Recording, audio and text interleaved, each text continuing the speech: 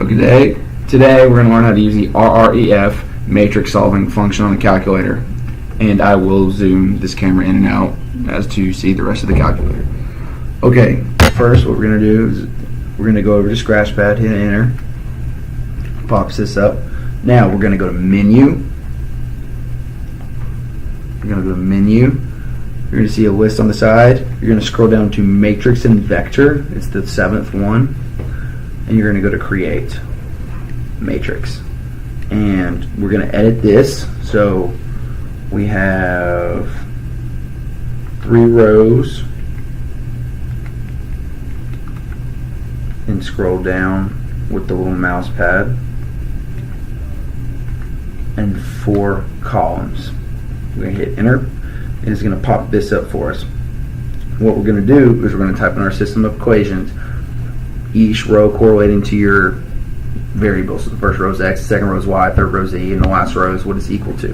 So we're just going to type in an arbitrary function, x minus y plus c is equal to -1. We're going to type another one, x plus y plus z is equal to 3, and our last one is 4x plus 2y plus z is equal to 8. And so now what we're going to do is go to the beginning of the function, type rref parentheses is very important. What we're going to do is we're going to hit enter, and then on the right side what it does is it shows us the equation solved. So the first one, the one listed under 1, x is equal to 1. The second one, y is equal to 2, and the third one, c is equal to 1.